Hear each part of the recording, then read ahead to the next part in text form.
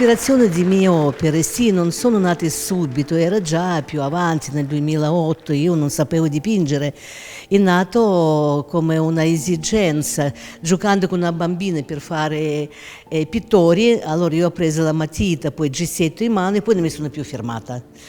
Dopo sono passata quasi subito all'olio e olio mi ha catturato, olio mi ama e riesce a fare di me un artista. E allora ispirazione, ma ispirazione è proprio la mia riflessione interiore. Io fin da piccolo pensavo a tante cose, vedevo, proprio percepire la vita, vedevo gente che magari non riuscivo a vedere ciò che vedevo io. Allora questa sensibilità interiore e volevo buttarla fuori, erano esigenze per condividere la bellezza del mondo interiore. E quindi l'arte per me è stata la mia guarigione prima di tutto della mia anima.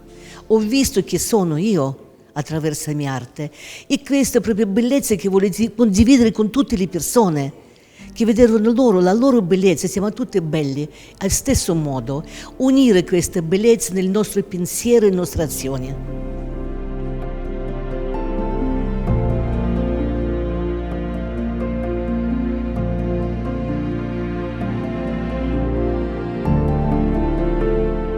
Io nasco in una capanna geologica dove non c'era niente, era la steppe, questa capanna a meno 60 gradi d'inverno, la neve, tutto bianco, non c'è orizzonte, non finisci di vederlo. Invece a primavera, in 2 mesi, c'è questo potere del sole, di calore, che riesce a fiorire tutto in stesso istante con una forza prepotente.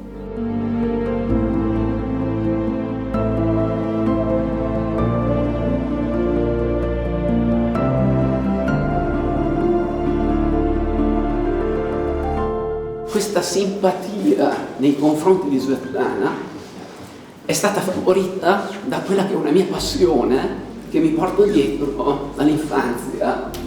Una delle mie passioni è nello specifico la passione per la Siberia. Allora, sapete che i bambini vedono tutto più grande, no? Gli occhi dei bambini vedono tutto più grande.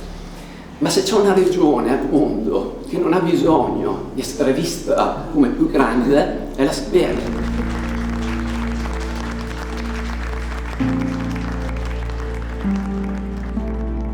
In lei credo vinca una purezza d'animo incredibile e quindi quando noi osserviamo le sue opere non possiamo non essere colpiti dalla sua interiorità. È proprio questo che secondo me distingue il suo lavoro, sia esso figurativo che astratto. È come se lei fosse alla ricerca di quei ritmi ancestrali che ci caratterizzano come esseri viventi e riesce a trasporli sulla tela. Dice in un altro contesto: l'olio mi ama, e io sono d'accordo con lei. È come se il colore si trasformasse sotto i suoi pennelli e diventasse un dialogo intessuto con quelli che osservano. Ecco, credo sia proprio questa la sua cifra stilistica, l'essere pura e alla ricerca di quel divino che ci unisce al mondo.